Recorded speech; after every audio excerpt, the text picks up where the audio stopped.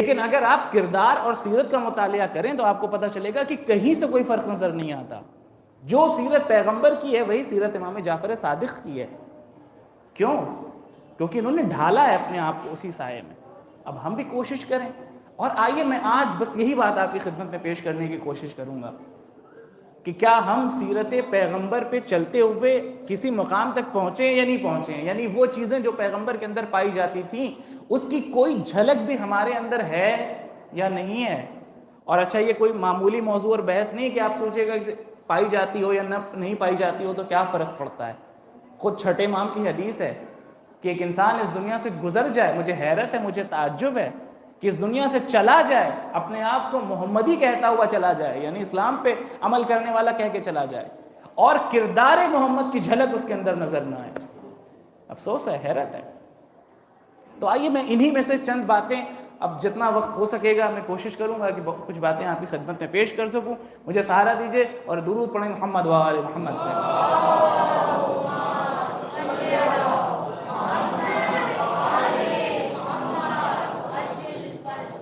اور میری گزارش ہے اگر میری آواز پہنچ رہی ہو میری ماؤں بہنوں تک تو وہ بھی کوشش کریں کہ یہ جو چند لمحے کی باتیں ہیں اسے توجہ سے سن لیں, اس لیے کہ صرف جشن میں آنا کمال نہیں ہے, جشن سے کچھ لے جانا کمال ہے. میں تبرک کی بات نہیں کر رہا ہوں. صلوات بھیجیے مل جل کے محمد و آل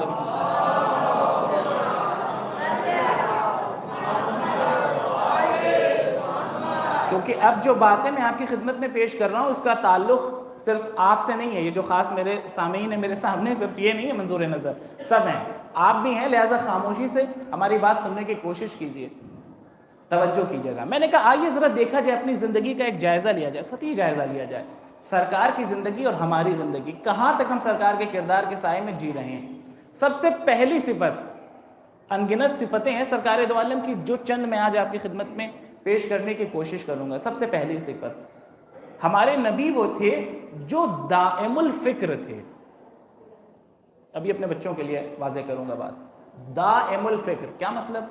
ہر لمحہ فکر کرتے تھے, تفکر کرتے تھے, تدبر کرتے تھے, سوچتے تھے, غور و فکر کرتے تھے. آپ کہیے گا غور و فکر کرنا یہ کون سی بہت بڑی صفت ہے جس کو مولانا نے سب سے پہلے رکھ دیا ہے بالکل سر فہرست. یہ اتنی بڑی فضیلت ہے کہ خود آپ کے چھٹے امام, دیکھیں میں کوشش کر رہا ہوں کہ چھٹے امام کو بھی ساتھ میں لے کے چلوں, رسول خدا کو بھی ساتھ میں لے کے چلوں, جو کہ دونوں کا جشن ہے. لہٰذا میں کوشش کر رہا ہوں سرکار کا تذکرہ ہوتا رہے حدیث امام جعفر صادق کے سائے میں. صلوات بھیجیں مجھے محمد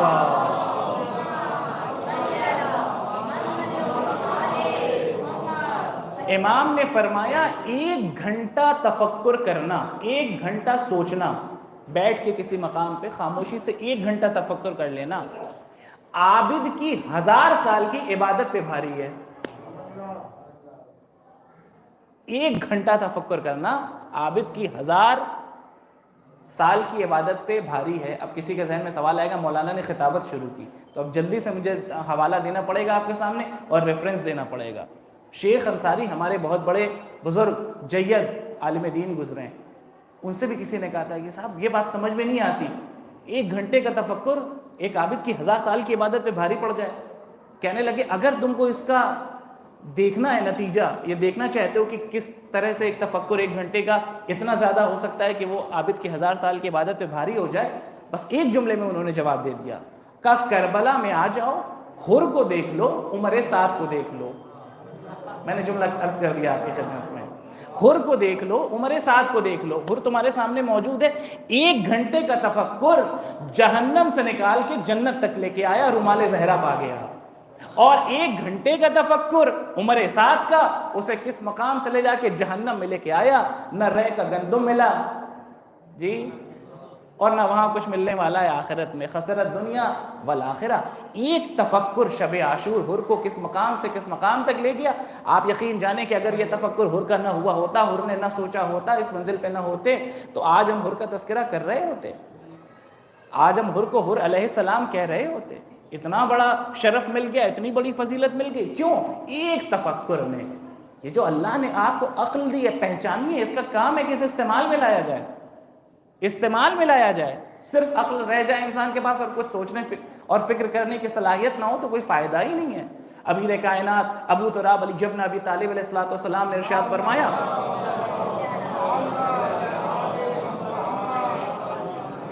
اور بعض جگہ پہ سرور دو عالم سے بھی یہی حدیث منقول ہے، فرمایا العقل ما عبد بہ الرحمن، عقل کا کمال یہ ہے کہ اس کے ذریعے سے اللہ کی عبادت کی جاتی ہے، وقت و سبا بہ الجنان، اور یہی عقل ہے جو انسان کو جنت تک لے کے جاتی ہے، یہی عقل، یہی تفکر، یہی تدبر۔ غور کریں عزیزان گرامی، دن بھر میں ہم اپنی زندگیوں کے اوپر غور کریں کہ ہم نے اپنی زندگی کے اندر کیا پایا اور کیا کھو دیا۔ ہر دن کا محاسبہ ہو، ہر دن کے بارے میں خیال ہو، ہر دن کے بارے میں تفکر ہو۔ آنے والا دن ہمارے آج کے دن سے بہتر ہو، کب ہوگا ایسا؟ جب ہم فکر کریں گے، جب ہم تدبر کریں گے، جب ہم تفکر کریں گے۔ غور و فکر نہیں کریں گے تو معاملہ ظاہر سی بات ہے پھر اس منزل پہ ہوگا جو میں نے آپ کی خدمت میں عرض کیا کہ نہ دنیا مل پائے گی اور نہ ہی آخرت مل پائے گی۔ یہ تو اس سرکار کی سب سے پہلی صفت جو میں نے آپ کے لیے پیش کی ہے اور اپنے اعتبار سے میں نے ترتیب کرنے کی کوشش کی کہ سرکار دائم الفکر تھے، تفکر کرتے تھے، تدبر کرتے تھے، اور اس کا نتیجہ کیا نکلتا تھا کہ آج آپ ساری کائنات کے اندر اسلام کے حامی دیکھ رہے ہیں۔ آج ساری دنیا کے اندر اسلام کا دنیا کا کوئی کونا ایسا نہیں ہے جہاں کوئی مسلمان نہ پایا جاتا ہو۔ یہ سرکار کی محنتوں کا نتیجہ ہے، یہ ان کا تدبر، یہ ان کی مصلحت اندیشی جس نے اسلام کو اس اعتبار سے دنیا کے سامنے روشن کیا۔ آئیے دوسری صفت، اب میں کوشش کروں گا کہ بالکل ربط رہے دونوں باتوں میں، ورنہ باتیں تو بہت ساری ہیں۔ سب سے پہلی چیز کیا ہے کہ پیغمبر اکرم دائم الفکر تھے۔ اب ہم کتنے دائم الفکر ہیں یہ ہم اپنے بارے میں سوچیں، غور کریں اور خود نتیجہ نکالیں، کسی کو کہنے کی بھی ضرورت نہیں ہے۔ دوسری بات، سرور دو عالم کم سخن تھے۔ بہت اہمیت دیجیے گا میرے اس جملے کو اور بہت توجہ سے سنیے گا۔ بہت کم سخن تھے، کم بولتے تھے، زیادہ نہیں بولتے تھے۔ اچھا، ہمارے یہاں یہ جو کم سخن کا لفظ ہے نا، یہ ان لوگوں پہ صادق آتا ہے جو اصل میں بولتے ہی نہیں ہیں۔ انہیں کہا جاتا ہے بھائی تو کم سخن ہے، بولتے ہی نہیں ہیں بالکل۔ کم سخن کا مطلب نہ بولنا نہیں ہے، کم سخن کا مطلب یہ ہے کہ بولنا ہے تو مناسب بولنا ہے، کس مقام پہ بولنا ہے، کیا بولنا ہے۔ بےہودہ باتیں نہیں کرنی ہیں، لغو باتیں نہیں کرنی ہیں، فضول کی باتیں نہیں کرنی ہیں۔ جب آدمی فضول کی باتیں کرے گا تو پھر اس کا نتیجہ یہ نکلے گا کہ انسان دین دنیا دونوں چیزوں کو کھوتا ہوا نظر آئے گا۔ باتیں کیسی کرنی ہیں؟ وہ کرنی ہے جو ضروری ہوں، جو اہمیت رکھنے والی ہوں۔ لہٰذا پیغمبر اکرم بہت کم بولتے تھے۔ اب ہم اپنی زندگیوں میں دیکھیں، ہمارا مزاج یہ ہے کہ کسی ایسے موضوع میں جس میں ہماری نہ کوئی تحقیق ہے، نہ ہماری کوئی ریسرچ ہے، ہم سب سے پہلے بولنے کے لیے کھڑے ہو جاتے ہیں، سب سے پہلے بولنے کے لیے کھڑے ہو جاتے ہیں۔ چھوٹی سی مثال دے دوں، اب ہم لوگ ظاہر ہے ہر جگہ سفر کرتے رہتے ہیں، آتے رہتے ہیں، جاتے رہتے ہیں، ہر طرح کے سوالات ہم سے پوچھے جاتے ہیں۔ میں نے یہ محسوس کیا ہے، اب آپ اسے محسوس نہ کیجیے گا، مائنڈ نہ کیجیے گا، میں باہر کی بات کر رہا ہوں۔ ہوتا یہ ہے کہ فرض کریں کہ ایک صاحب آئے ہم سے سوال پوچھنے کے لیے کہ مولانا ذرا اس مسئلے کا حل بتا دیں۔ اکثر اوقات ایسا ہوتا ہے کہ ابھی ہم بولیں، لب کشائی کریں، جو ہمارے پہلو میں کھڑے ہوتے ہیں وہ فوراً جواب دیتے ہوئے نظر آتے ہیں۔ اصل میں اس کا جواب یہ ہے، آپ سے تو پوچھا بھی نہیں گیا تھا، آپ تو مولانا کے ساتھ میں ہیں، پوچھا تو مولانا سے گیا ہے، جواب بغل والے دے دیتے ہیں۔ یہ پہلو والے لوگوں نے ہمیشہ خرابیاں ہی پیدا کی ہیں۔ غور کر رہے ہیں آپ؟ ہوتا ہے ایسا۔ ابھی چند روز پہلے میرے ساتھ ہوا تھا، ایک صاحب آئے، آ کے پوچھنے لگے کہ مولانا میں فلاں جگہ سفر پہ جاتا ہوں اور اتنی مسافت ہے تو بتائیں میری نماز قصر ہوگی نہیں ہوگی۔ فوراً وہ بول پڑے، میرے بزرگ تھے، فوراً بول پڑے آپ کی نماز تو قصر ہوگی۔ سوال ہم سے پوچھا جا رہا ہے، آپ کو بیچ میں بولنے کی کیا ضرورت ہے؟ آپ کا تخصص نہیں ہے، آپ کی ریسرچ نہیں ہے، آپ کی تحقیق نہیں ہے، مطالعہ نہیں ہے، نہیں بولنا چاہیے۔ عزیزان گرامی، شیخ سعدی بہت بڑا شاعر گزرا ہے فارسی ادب کا، بہترین مصرع کہتے ہیں، اور شیخ سعدی نے کہیں نہ کہیں مولا کائنات سے ہی استعارہ لیا ہے اور انہی کے حدیث کے پس منظر میں یہ مصرع کہے ہیں۔ مصرع آپ کی خدمت میں پیش کروں، شیخ سعدی کہتے ہیں تا مرد سخن نہ گفت باشد، ترجمہ کروں گا، تا مرد سخن نہ گفت باشد، عیب و ہنرش نہ ہفت باشد، ہر بیش گما مبر کے خالیست، شاید کے پلنگ نہ ہفت باشد۔ جب تک انسان بولتا نہیں ہے، خاموش رہتا ہے، اس کا عیب بھی چھپا رہتا ہے، اس کا ہنر بھی چھپا رہتا ہے۔ جیسے ہی بولتا ہے پہچان لیا جاتا ہے۔ اب آئیے مولا کی حدیث پڑھ دوں، کلمو کیتورفو، بولو گے تو پہچان لیے جاؤ گے۔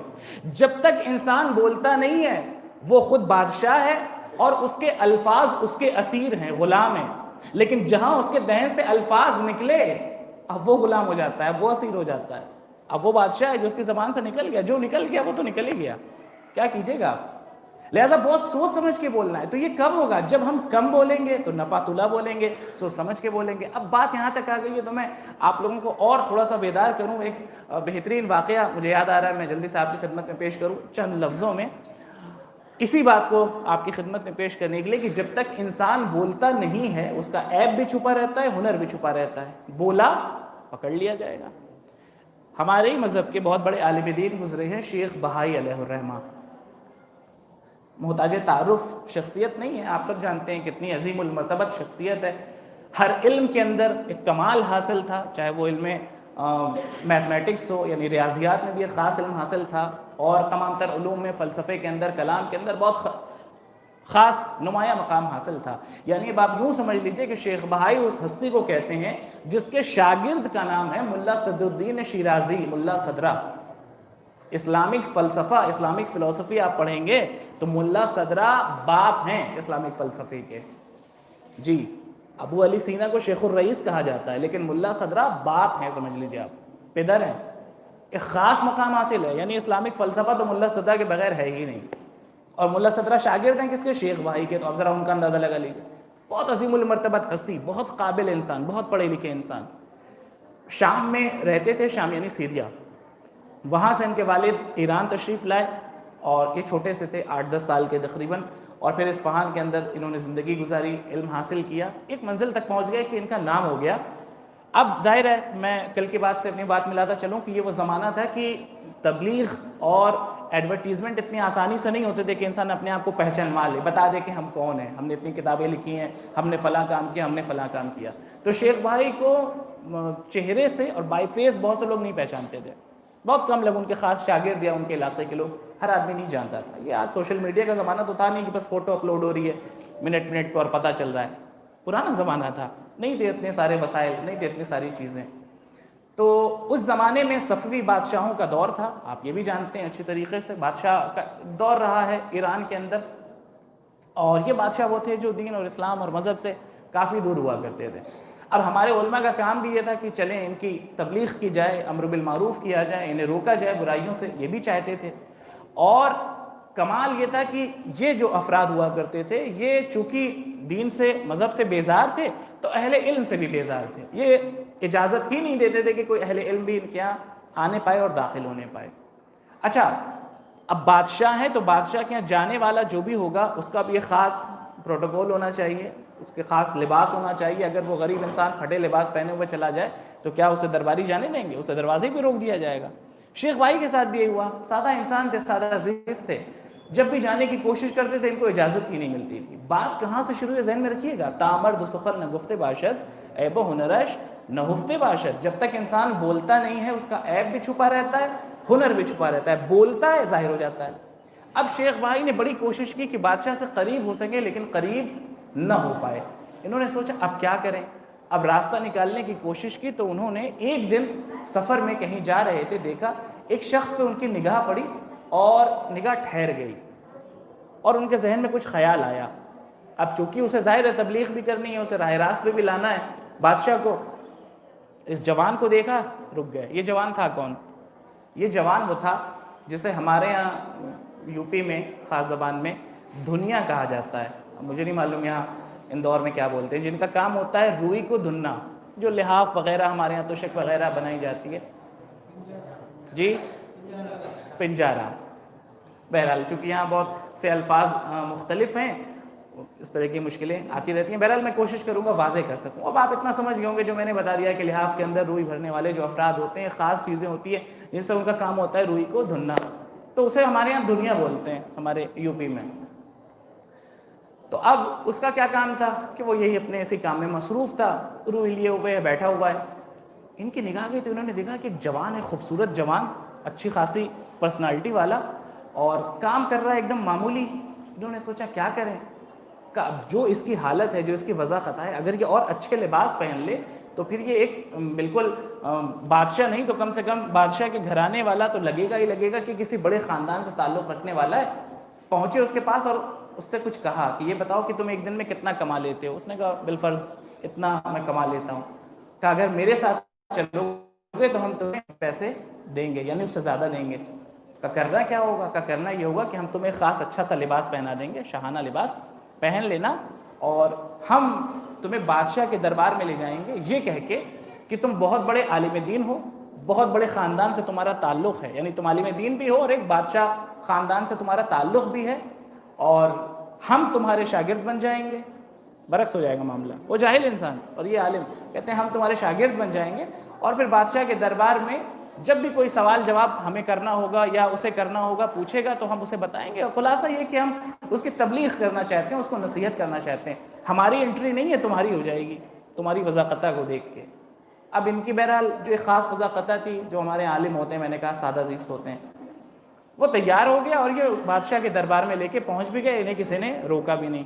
وہاں تعارف کیا کروایا گیا؟ تعارف یہ کروایا گیا کہ ہم ہیں شاگرد اور یہ جوان ہے استاد کا، کہ اچھا یہ بتائیے آپ نے استاد کر کے معرفی تو کر دی ہماری، اگر بادشاہ نے ہم سے کوئی سوال کر لیا تو جواب کیسے دیں گے؟ کا ایک آسان طریقہ ہے، اور وہ یہ ہے کہ جیسے ہی تم سے سوال پوچھے تو تم کہنا کہ اتنے آسان سوال کا جواب میں نہیں دوں گا، میرا یہ شاگرد دے گا۔ شیخ بھائی اتنے آسان سوال کا جواب میں نہیں دیتا، یہ تو بہت معمولی سا سوال ہے، اس کا جواب شیخ بھائی دیں گے۔ لیجیے صاحب، بات یہاں تک پہنچ گئی کہ اب وہ وہاں پہنچے، بادشاہ جب بھی کوئی سوال کرتا، دینی، اخلاقی، جو بھی سماجی، تو یہ کہتے کہ اتنے آسان سے سوال کا جواب مجھ سے کیا لیجیے گا بادشاہ سلامت، میرے شاگرد سے لے لیجیے، اور شیخ بھائی جواب دے دیا کرتے تھے۔ لیکن حضور ایک دن ایسی منزل آ گئی کہ شیخ بھائی میں اور اس جوان میں جدائی ہو گئی، اب ہر لمحہ کیسے ساتھ ہو سکتے تھے؟ ایک وقت ایسا آیا کہ یہ دور ہو گئے، یہ تنہا رہ گیا، اور بادشاہ نے کہا آئیے ذرا ہم اپنے آپ کو ریاست دکھا دیں، آئیے ہم اپنے آپ کو زمین دکھا دیں کہ یہاں پہ ہماری زمین ہے، اتنے رقبے کی زمین ہے، ہمارے پاس یہ باغات ہیں، فلاں چیزیں ہیں، اور انہیں گویا گھمانا شروع کیا، اور گھماتے گھماتے خاص مقام پہ لے کے آیا، کافی بڑی زمین تھی اور بالکل ویران تھی، وہاں پہ کچھ بھی نہیں تھا۔ کہا کہ میں آپ کو یہاں پہ اس لیے لایا ہوں کہ یہ اتنی بڑی زمین میرے پاس ہے، کافی زرخیز زمین ہے، لیکن مجھے سمجھ میں نہیں آ رہا ہے کہ میں یہاں پہ کون سا ایسا کام کروں کہ ہماری امت کے بھی فائدے میں ہو، یہ جو ہمارے چاہنے والے ہیں، جو ہماری رعایا ہے، اس کا بھی کچھ فائدہ ہو سکے، میرا بھی کچھ فائدہ ہو جائے۔ یعنی شاید اس کا مقصد یہ تھا کہ وہ کہہ رہا تھا کہ یہاں پہ ایک یوں کہہ لیا جائے کہ کوئی شاید ہم یونیورسٹی بنا دیں، ہاسپٹل بنا دیں، ان کا بھی فائدہ ہوتا رہے، ہمارا بھی نام ہوتا رہے، اور تو بات آ گئی نا، تا مرد سخن نہ گفتے باشد، بس نتیجہ لے جائیے۔ ابھی تک تو ہر سوال کے جواب میں شیخ بھائی موجود تھے، یہاں تو تنہا رہا، کیا کرتا؟ جیسے ہی سوال کیا اس نے سوچا، اور جو زبان ابھی تک بند تھی اب کھل گئی۔ اس نے کہا بادشاہ سلامت ایسا کیجئے کہ یہ زمین ایک چیز کے لیے بہت اچھی ہے۔ کہ کون سی چیز؟ کہ فلاں علاقے میں روئی بہت ملتی ہے، جاڑا آ رہا ہے، روئیاں یہاں منگوا لیجئے، میں بھی اپنے ساتھیوں کو بلوا لیتا ہوں اور یہی کام شروع کر دیتا ہوں۔ صلوات بھیجیے مل جل کے محمد وآل محمد۔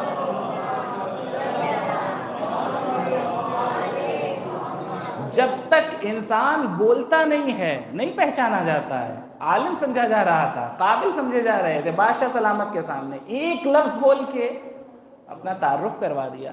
لہذا سرور کائنات کی زندگی سے اگر درس لینا ہے تو یہ درس لیتے جائیے، کم بولیے۔ کم بولنے کا مقصد میں نے بار بار کہا کہ آپ کم سخن جو میں لفظ استعمال کر رہا ہوں اسے یہ نہ سمجھے کہ ایک انسان بہت خاموش رہتا ہے، بولتا ہی نہیں ہے بالکل، نہیں، یہ بھی مریض ہے، یہ بھی مریض ہے۔ بولنا چاہیے لیکن موقع پہ بولیے، جہاں بولنا ہے، جتنا بولنا ہے اسی حساب سے بولیے۔ ہر سخن جائی و ہر نقطہ مقامی دارد، آپ کو جہاں کیا بولنا ہے، کہاں پہ کیا بولنا ہے، کہاں پہ کس طرح کی گفتگو کرنی ہے، اتنا آپ کے پاس سلیقہ ہونا چاہیے اور طریقہ ہونا چاہیے، اگر آپ سیرت محمدی پہ عمل کر رہے ہیں تو۔ یہ تھا دوسرا نقطہ۔ دو باتیں میں نے آپ کی خدمت میں پیش کر دی، کون کون سی؟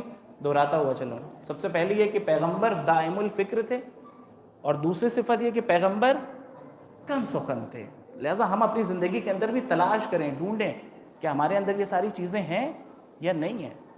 اور تیسری بات، اب جتنا وقت ہو سکے گا میں کوشش کروں گا جلدی جلدی آپ کی خدمت میں عرض کر سکوں۔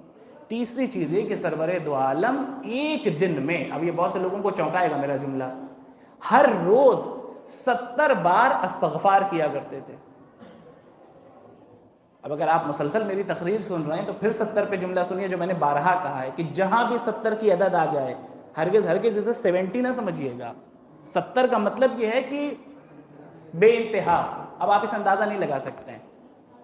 کتنا استغفار کرتے تھے اب اندازہ لگائیے. اب ہو سکتا ہے آپ کے ذہن میں سوال آئے پیغمبر معصوم حبیب خدا حبیب کبریا سرور انبیاء ان کو استغفار کی کیا ضرورت؟ تو عزیزان گرامی مسئلہ یہ ہے کہ ہم نے مفہوم استغفار سمجھا ہی نہیں ہے. استغفار صرف اور صرف اس لیے نہیں ہے کہ ہم نے گناہ کیا ہے اور ہم گناہ پہ نادم ہیں اور ہم اللہ سے